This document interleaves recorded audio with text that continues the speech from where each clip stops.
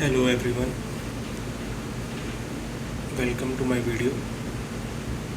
मैं कुछ दिनों से अपने चैनल पर कोई वीडियो नहीं डाल पा रहा था और उसका रीज़न यही था कि मैं अपने जो मेरा पेट था उसके वो बीमार था काफ़ी दिनों से।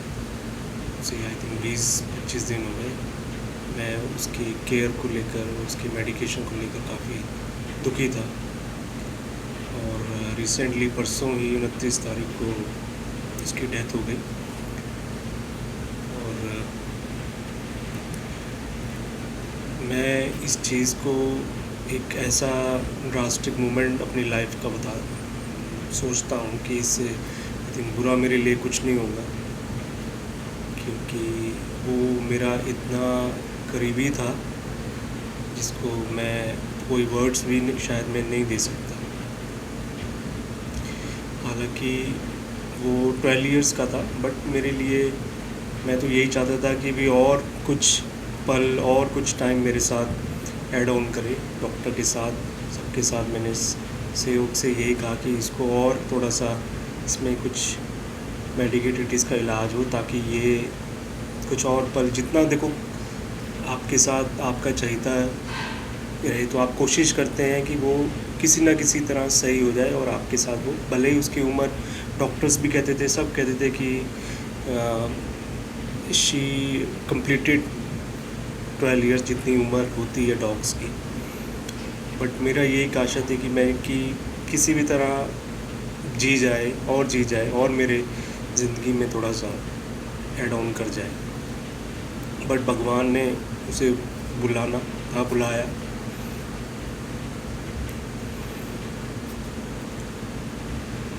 रही बात कि उसे हुआ क्या था,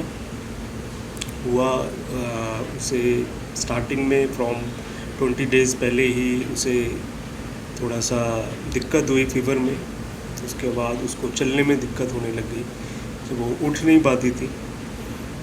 और जब उठ नहीं पाती थी तो वहीं पर उसका यूरिन और पॉटी ये सब शुरू हो गया निकलना बेड पर, या बहुत ही रेंग रेंग कर चलती थी।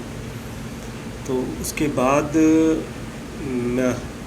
फीवर होने के बाद मैंने एक और डॉक्टर को दिखाया, तो उन्होंने कहा कि क्रिएटिनाइन और इनका किडनी में दिक्कत है, ये बढ़े हुए हैं। तो मैंने उसका इलाज शुरू करा। इलाज उसका शुरू हुआ, एक आधा दिन सही रही। उसके बाद 21 अक्टूबर को वो फिर उसे पैनिक अटैक आया। वो फिर सांस लेने लगी, सब कुछ करने लगी। तो हमने सोचा कि हम उस डॉक्टर को भी शिफ्ट कर दें, और शिफ्ट करने के बाद हमने एक और को कांटेक्ट किया। कांटेक्ट करने के बाद तो वहाँ उसको हॉस्पिटल में भर्ती किया मैंने। और मेरे एक जानने वाले थे, उन्होंने कहा कि आप डॉक्टर अभिषेक डावर हैं, उनको दिखाएं, वो काफ़ी क्वालिफाइड है और वो इतने अच्छे डॉक्टर हैं। मैं कोई प्रमोशन नहीं कर रहा उनकी कि मैं कहूँ कि कोई प्रमोशन है, बट वो पेट्स को लेकर इतने अच्छे डॉक्टर हैं। आई थिंक मुझे नहीं लगता कोई और होंगे, मेरे एनसीआर में तो कोई है नहीं। जिनको मैंने ऑलरेडी दिखाया था, इनसे दो पहले, मैं उनका नाम नहीं लूँगा, इतने ग्रेडी आप हो सकते हैं। आप इतने ग्रेडी हो सकते हैं कि आप उस बेजुबान के दर्द को ना समझ के अपनी दवाइयों को, अपने ट्रीटमेंट को प्रायोरिटी देते हैं। आपके पास कोई इक्विपमेंट नहीं है किसी तरह का, है कोई अल्ट्रासाउंड मशीन्स नहीं है, बस आपने लिया और सुई फटाफट ठोकी और बिल बना दिया। दवाइयाँ महंगी महंगी लिखियाँ और आप कह रहे हो कि रोज़ सुबह शाम इसे ले आओ। आप उसे डायग्नोस तो करिए, क्या दिक्कत है। दिक्कत उसे किडनी की है या उसे जो भी क्रिटिकल मैं आपको बताऊंगा उसे क्या दिक्कत रही है, और आप इलाज उसके पैरों का कर रहे हैं, उसके फुट इन्फेक्शन का कर रहे हैं, उसके वायरल का कर रहे हैं, वायरल इन्फेक्शन हो गया। आप उस बेजुबान को इतना लंबा खींच रहे हैं अपने बिजनेस के लिए। आप क्वालिफाइड हो ही नहीं, आप क्वालिफाइड हो ही नहीं, आप ग्रेडी हो, लालची इंसान हो। डॉक्टर का एक ठप्पा लेके आप इस चीज़ को एक बेजुबान पर उपयोग कर रहे हैं। जब मैं उसके बाद डॉक्टर अभिषेक जी के पास गया, उन्होंने मेरे को साफ क्लियर कहा कि आपसे जो पहले डॉक्टर थे वो टाइम वेस्ट कर रहे थे। अगर हम डायग्नोज पहले कर लेते सही टाइम पे, शायद कुछ चांसेस थे कि वो बच जाता, क्योंकि उसके ब्लैडर में और उसके कंदर में लिपोमा था। ये लिपोमा जो बीमारी है ये एक ट्यूमर है जो कि फैटी हो जाए जो हमारे अंदर, वो फिर उसके बाद वो ट्यूमर में कन्वर्ट हो जाते हैं। तो इस चीज़ का इलाज इनसे जो हम मेरे से जो पहले 2 डॉक्टर थे उन्होंने बिल्कुल भी डायग्नोज नहीं किया, और डॉक्टर अभिषेक ने उन्होंने बिल्कुल डायग्नोज करके पेट में हाथ घुमाकर कंधे पे देखा तो वो साफ पता चल गया। उसके बाद उन्होंने अल्ट्रासाउंड करने से पहले ही डायग्नोज कर लिया था कि ये वही चीज़ है जो मैं सोच रहा हूँ। और जब उसे डायग्नोज करके अल्ट्रासाउंड किया तो वो मुझे दिखाया गया है, देखिए सर ये इसके अंदर है। तो उन्होंने मुझे तभी कहा कि she has more than 6 months, 6 महीने हैं, इसका कोई इलाज नहीं है, स्टेरॉइड्स पे रखा जाएगा इसको, और अगर ये चलती है, अगर इसकी किस्मत अच्छी है तो 6 मंथ भी ऊपर हो सकते हैं। ऐसा नहीं है कि 6 मंथ मिनिमम है, अगर अच्छी कंडीशंस हैं, अच्छा सब कुछ है तो 6 मंथ से भी ज़्यादा हो जाते हैं, बट मैं आपको 6 मंथ ही कहूँगा। मैंने दिल में पत्थर रखा और मैंने कहा चलो भाई कोई बात नहीं, आप स्टेरॉइड्स इसे दीजिए, जहाँ तक होगा मैं भी पूरा, जहाँ यहाँ तक कर है तो मेरे लिए इतनी बड़ी कोई चीज़ें नहीं है कि मैं इसको रोज़ ना लाऊं या ना, मैं टाइम निकालूंगा, सब कुछ करूँगा, मगर इसे बचाऊँगा। मैंने ऐसे ही करा, मैंने उनको माना, ठीक है जी आप इसको लगाओ। तो उन्होंने मुझे एक ही बात कही कि अगर इसको डायग्नोज 1 महीना पहले जब इसे फ़ीवर हुआ था और हम कर लेते तो शायद सर्जरी से ये चीज़ बाहर आ जाती। अब ये इतनी फैल चुकी है, फैलने में ये 1 और 2 जगह 3 जगह दिख रही है, तो यहाँ इस उम्र में सर्जरी करना इज़ नॉट पॉसिबल। तो मैंने कहा सर कोई बात नहीं, आप इसे फिर अपने मेडिकेशन पे रखिए, मैं रोज़ कहते हैं इसको 4-5 दिन आपको लाना पड़ेगा सुबह शाम। तो मैंने उसको फिर ले जाना शुरू कर दिया, रोज़ सुबह शाम ले जाना, मगर उसकी जो तकलीफ़ थी मुझसे देखी नहीं जाती थी। वो रोज़ पैनिक होती थी कि कहाँ मुझे लेके जाता है रोज़, क्यों मेरे साथ ऐसा हो रहा है, क्योंकि रोज़ उसके वेन में, नस में नीडल लगती थी और नीडल के थ्रू ही उसका मेडिकेशन स्टार्ट होता था। तो मैं खुद दुखी था, मैंने कहा मैं आज तक ऐसा नहीं देखा उसके प्रति, बट अब मजबूरी है तो ऑब्वियस है उसके साथ ऐसा करना पड़ेगा। और आफ्टर 4 डेज़ उन्होंने मेडिकेशन के बाद दवाइयों ओरल हमको बता दी कि ओरल आपको ये सब देनी है। तो मैंने सब चीज़ें लेके आई थिंक मैं 28 को वहाँ से रिलीफ मिल गया था। बट जब ये वेन ये सब नीडल उतारी गई, वो तब से तो ना थोड़ा परेशान रहने लग गई, सब कुछ ऐसे नहीं कि उसको सही नहीं लगा, कि पता नहीं कि भाई क्या दिक्कत है, मुझे भी कुछ समझ नहीं आया। तो आते ही वो फिर सुबह से ही खींच के पेट में से सांसें शुरू लेने लगी धीरे धीरे। मैं नोटिस करता गया, मैंने कहा फिर भाई ये सही नहीं है, तो रात तक ये सब चलता रहा। मैं फिर next day doctor Abhishek ji के पास गया और मैंने कहा कि सर वो सांस ले रही है और पेट से खींच के ले रही है, बट कंफर्टेबल नहीं है, वो कभी बैठती है कभी उठती है कभी बैठती। मैं आपको वीडियो दिखाऊंगा जब वो 29 अक्टूबर की है सुबह की। तो उन्होंने कहा कि आप उसको ले आइए शाम को, हम चेस्ट का एक्सरे करेंगे, देख लेते हैं भी क्या कहीं चेस्ट में इन्फेक्शन तो नहीं, क्योंकि उससे पहले उसमें इन्फेक्शन कुछ हुआ था जब एक्सरे किया था। मैंने कहा ठीक है सर मैं ले आऊँगा। तो मैं ऑफ़िस शाम को जब ऑफ़िस से गया घर जाने के बाद ऑब्वियस है वो बेड पे आराम से बैठी हुई थी, बट वो वही सांसें तेज़ लेती जा रही थी। तो मैंने उसके सिर पे हल्का सा हाथ फेरा। मेरा तो रोज़ का यही था कि भाई जब भी मैं ऑफिस से जाता था उसको हैंड शेक या अपना उसको टच करता ही था। तो उसने कोई रिप्लाई नहीं दिया मेरे को, उसने कोई प्रॉपर मुझको देखा तक नहीं, बस ऐसे ही ठीक है करके अपना।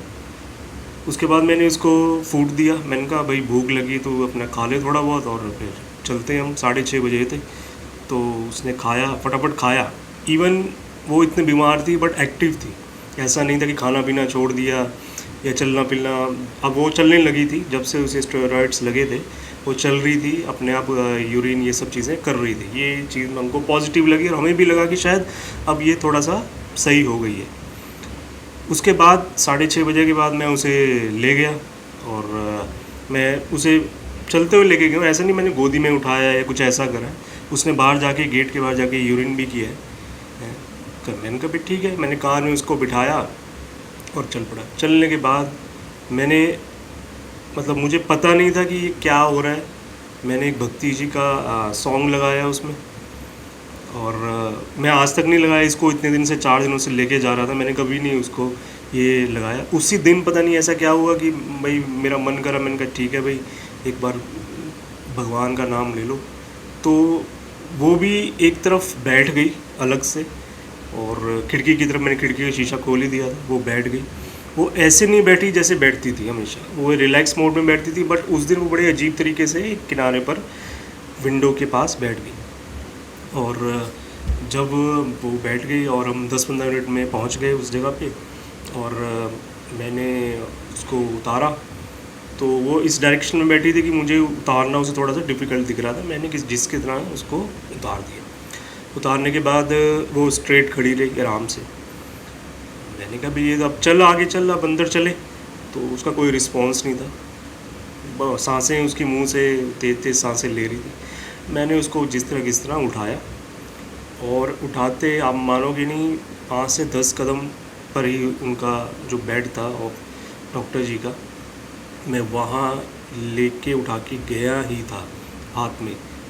उसने हाथों में ही मेरे शरीर को एकदम से ना स्ट्रेच करने लग गई।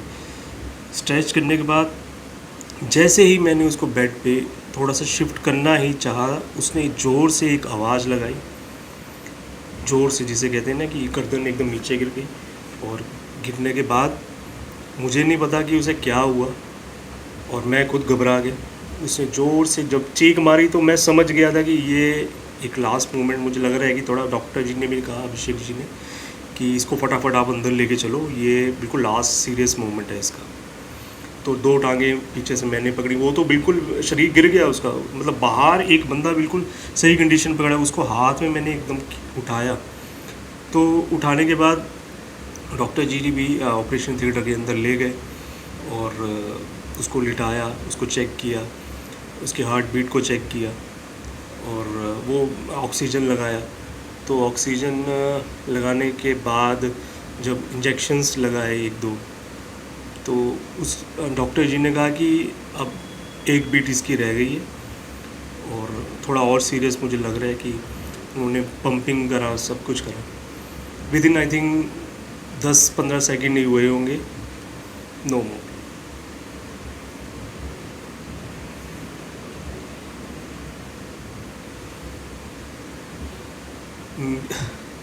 उसका यूरिन निकल गया जब शरीर छोड़ा, और शरीर छोड़ने के बाद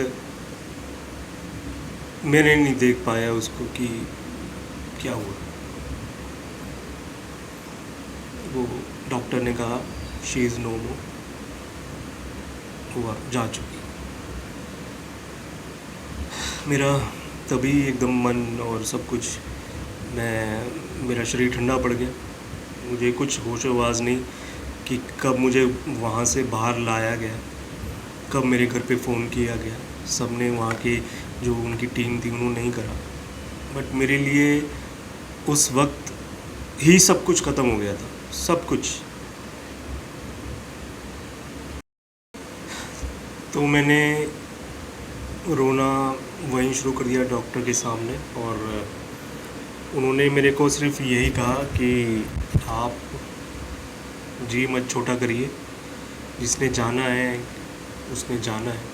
और कहता है कि, उन्होंने कहा कि डॉग्स की जो उम्र है वो 12 साल है, और ये अपने 12 साल बिता कर गई है। तो आपको इस चीज़ पे हेड ऑन करना चाहिए कि आपका जो बच्चा है वो अपने तंदुरुस्ती से पूरे 12 साल कंप्लीट करे। और सबसे बड़ी बात ये है कि वो बच्ची आपके हाथों में गई है।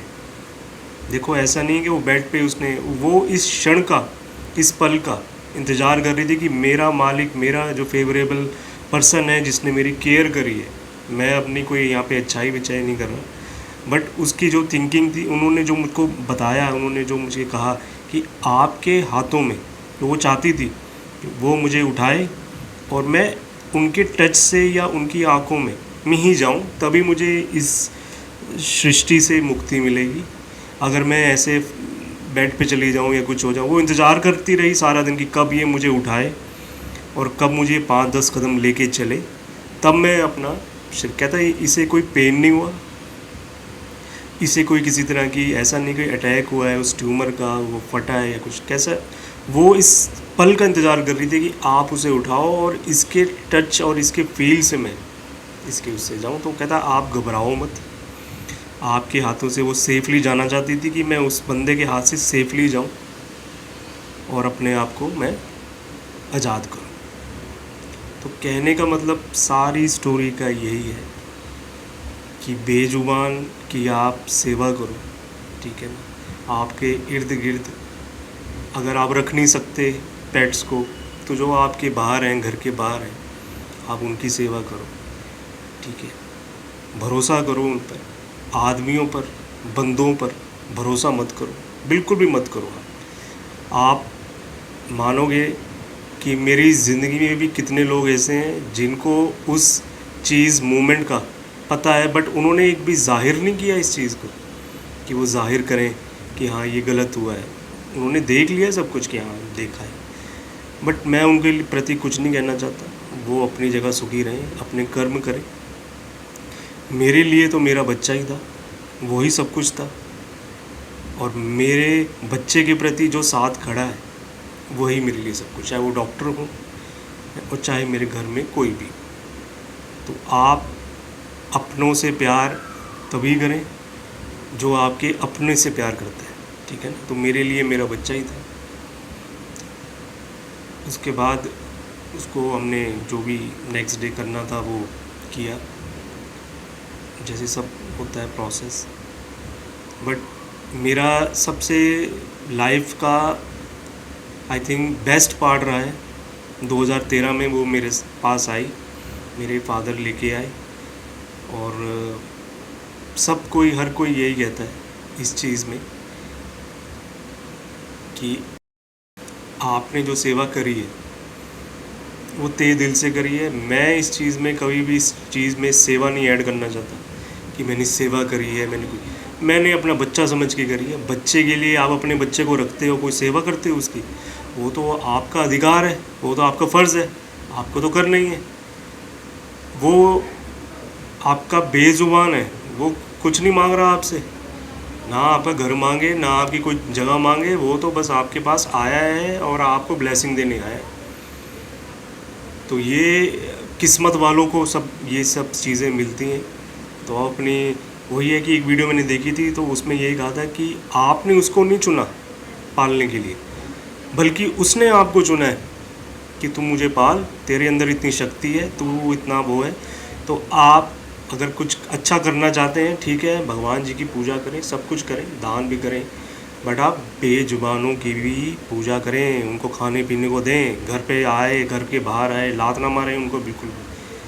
ये मेरा कोई आपको मैसेज नहीं है, बट आपके अगर अपने कर्म आपको सही रखने हैं तो आप ये सब चीज़ें और जो करते हैं उनके साथ ये भी करें, ये भी बहुत ज़रूरी है। ये डायरेक्ट जा रही हैं, ये बेजुबान है। आप भगवान की मूर्ति के आगे जो करते हैं, उनकी पूजा अर्चना करते हैं, तो भगवान खुद कहते हैं तो उसकी करना जिसकी दृष्टि है, जिसे तू देख आप भगवान को दृष्टि से कर रहे हैं, वो तो वो बंदा है जो आप वो खा रहा है, वो आपके सामने है।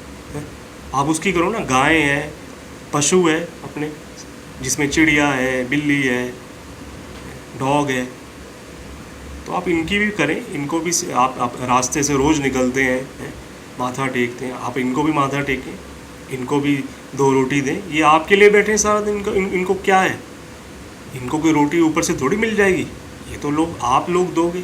मेरी गली में कितने ऐसे लोग हैं जो मुझे कितने 12 साल से टोकते रहे कि आप इसे पॉटी मत कराओ, इसे ये गंदगी करती है। तो मैंने कहा आप झाड़ू लगाते हो रोज़, आप रोज़ यहाँ पे झाड़ू लगाते हो, ये साफ़ सुथरी रखते हो नालियाँ। मैं आज तक कई लोगों से लड़ा, कई लोगों से मैंने कुछ आर्ग्यू करें, मैं उनको यही कहूँगा। ऐसा नहीं है आज मेरे पेट की ये जो ट्रेजिडी हो गई है मैं उस चीज़ के लिए आप लोगों को ज्ञान दे रहा हूँ, बट मेरा एक मैसेज सबके लिए यही है कि आप सबको प्यार करें, सबकी देखभाल करें। ये भी सृष्टि के एक भाग हैं जो आपके लिए ही बैठे हैं, ठीक है। आपके सड़क के किनारे किनारे बैठे हैं, आप इनको भोजन दोगे तब ये खाएंगे। इनको कोई देने तो आने से रहा, कोई स्विगी या कोई जोमेटो तो है नहीं कोई इनके लिए ऑर्डर दे रहा है। तो आप इनकी सेवा करें, इनको धुतकारें ना। ये पॉटी कुछ भी करते हैं कोई बात नहीं, उठ जाएगी। ऐसा कौन सा मतलब गंदगी फैल जाएगी कि आपके घर के आ गए हैं। कई लोगों ने बोतलें बांधी हुई हैं, पता नहीं ये कौन सा रिवाज चला हुआ है कोई मेरठ की या पता नहीं कहाँ के इलाकों से बॉटल्स बांध दी उसमें नील डाल के कि यहाँ पॉटी न करे, ये न करे। आप कौन होते हो यार, है?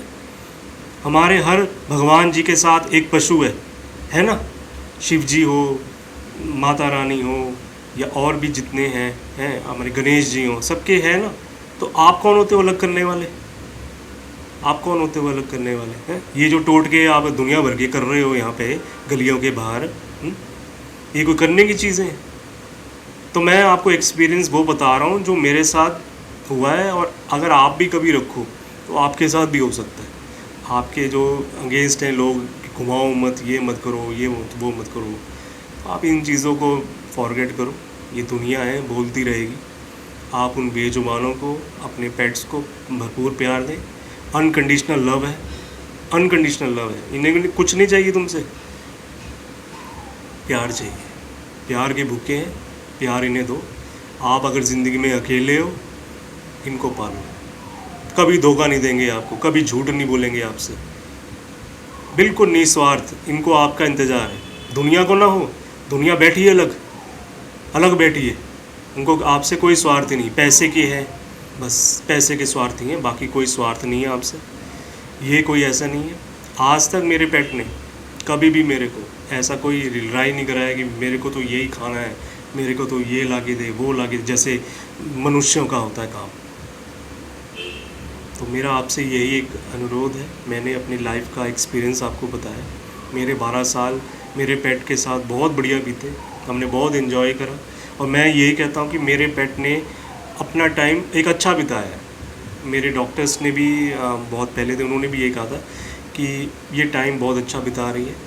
कोई होता है जो अपने पेट को पूरा टाइम देखता है, नहीं तो कोई 9 साल में चला जाए, कोई 8 साल में चला जाए। बट आपने जो एक पूरा टाइम है, बाउंड है जो भगवान की तरफ से, कि 12 साल तक ये लोग जीते हैं। तो मैंने तो 12 साल उसे दिए और उसने बड़े मस्त से जिए, और वो एक अच्छे मोमेंट में गई है। थोड़ी बहुत देखो बीमारी 12 साल में तो कोई ना कोई तो होगी, ऐसा तो है नहीं कि बिना बीमारी के वो चली जाए। जो भी कुछ हुआ उसे, वो एक उम्र के दराज से हुआ। और मैं आपसे यही कहूँगा कि आप अच्छे कर्म करें, हो सके तो बाहर वाले आप पेट्स पालें, और हो सके तो बाहर वालों की भी आप सेवा करें।